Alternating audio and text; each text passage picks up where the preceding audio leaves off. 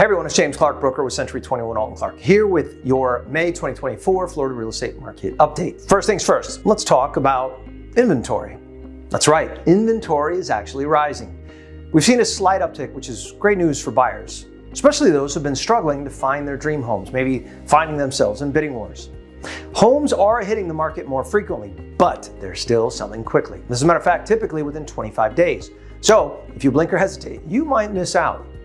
Now, let's address the elephant in the room, the Fed, the Federal Reserve. As you probably know, they've decided to keep interest rates steady, but above 6%. That means no rate drops for now. As a matter of fact, it's my opinion, I don't know if we're going to see a rate drop all of 2024. It's kind of like waiting for the right time for interest rates to drop to buy your dream toy, boat, whatever, and it just never comes. Well, don't let that discourage you. Predictable rates mean that you can actually plan better. It's not all doom and gloom. The housing market is still buoyant, and mortgage rates, while somewhat high, have stabilized, and that makes it easier for you to forecast and plan and budget. Speaking of forecast, let's talk real quick about what our friends at Fannie Mae are predicting. Fannie Mae is expecting the economy to stay relatively stable, with some gradual improvements. Fannie Mae's housing forecast suggests that home prices will continue to rise, but at a slower pace. Think of it as moving from a sprint to a jog, still moving forward, just not as fast. Now in Florida, popular areas like Miami and Tampa are seeing some significant increases in home values still. Miami's home prices jumped by 8% compared to last year, while Tampa increased 6.5%. These cities are some hotspots in Florida. Now, on the topic of the economy, inflation is cooling slower than everyone would have hoped for.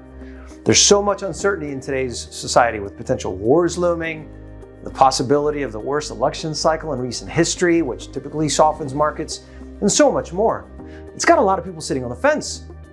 Although this is the case, though, it appears that rates shouldn't go up, and you should remember that.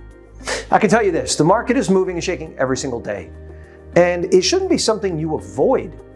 Now may not be the time for you to scoop up deep discounts, but I gotta be honest with you, but the way things are and inventory being what it is, I don't know if you're going to see the days of deep discounts and really good deals available anytime soon.